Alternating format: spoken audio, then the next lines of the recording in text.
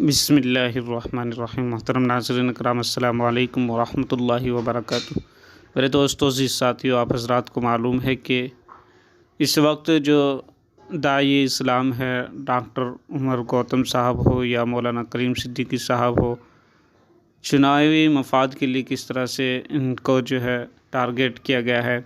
और फिर ये जो बहन इस वक्त बात कर रही है, इनकी बातचीत हम आपको सुनाएंगे। दरअसल इनके वालिद साहब को पहले उठा गया, फिर इनके भाई को। इन हालात में जो है आप समझ सकते हैं कि इंसान के दिमाग की हालत क्या हो सकती है जब इतने हालात आते हैं। हम यही दुआ करते हैं अल्लाह ताला इस बहन की मदद फरमाए और जल्द से जल्द इन हालात से इनको बरी फरमा दे। अस्सलाम वालेकुम, मेरा नाम फातिमा है और मैं मिस्टर मोहम्मद उमर गौतम की बेटी हूँ। मैंने एक बयान दिया था और इस बयान के बाद बहुत सारे लोगों ने सवाल किया है कि क्या जमीयत आपके साथ नहीं है। लेकिन मैं ये क्लैरिफाई करना चाहती हूँ कि जमीयत डे 1 से हमारे साथ है और मैंने कभी डाउट नहीं किया कि जमीयत हमारे साथ नहीं है। लेकिन जब मेरा भाई अरेस्ट हुआ था उसके बाद सिचुएशन बहुत चैलेंजिंग हो गई थी और हम लोग डिस्टर्ब हो गए थे। उसके बाद लगा कि कोई भी हमारे साथ नहीं है, क्योंकि जो भी हमारे साथ हो रहा था वो बहुत चैलेंजिंग था।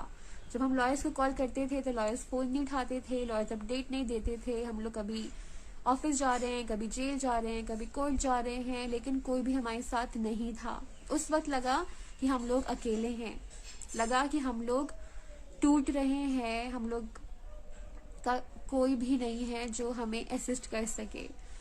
जब मैं दिल्ली आई तब मैंने हकीमुद्दीन अंकल को कॉल किया और मैंने कहा कि मुझे आपसे डिस्कस करना है, क्योंकि मुझे लगता है कि कोई भी मेरे साथ नहीं है या हमारे साथ नहीं है या हमारे केस को नहीं देख रहा है।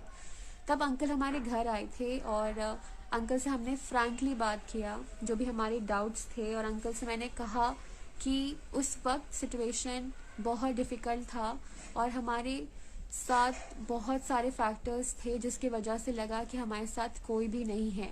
अंकल ने कहा कि जमीयत हमारे साथ है 24/7 और मिसकम्युनिकेशन की वजह से डाउट्स क्रिएट हो गए थे, क्योंकि मेरी कभी बात नहीं हुई थी हकीमुद्दीन अंकल से, क्योंकि मेरा भाई हकीमुद्दीन अंकल के टच में था और डिस्कशन और डिसीजंस अब्दुल्ला ही डिस्कस करता था हकीमुद्दीन अंकल से और जो दूसरे लोग हैं जमीयत में उनसे। तो मेरा उतनी कम्युनिकेशन नहीं थी, तो मिसअंडरस्टैंडिंग या मिसकम्युनिकेशन की वजह से मुझे कुछ बातों के बारे में पता भी नहीं था जो मुझे बाद में पता चली। जैसे अंकल इलाहाबाद भी गए थे, लखनऊ भी गए थे, वडोदरा भी गए थे और रिसेंटली इलाहाबाद हाई कोर्ट में अंकल ने एंटी कन्वर्जन लॉ के अगेंस्ट पिटिशन भी सबमिट किया है। तो बहुत सारे फैक्टर्स हैं जिनके बारे में मुझे अंकल से डिस्कशन के बाद पता चला और अंकल ने बहुत अच्छे तरीके से मेरे डाउट्स को क्लैरिफाई किया। और अंकल ने ये भी कहा कि जमीयत हमारे साथ है 24/7। तो अंकल की बातों से लगा कि मैं गलत सोच रही थी कि हमारे साथ कोई भी नहीं है, लेकिन अब मुझे यकीन है और मुझे तसल्ली भी है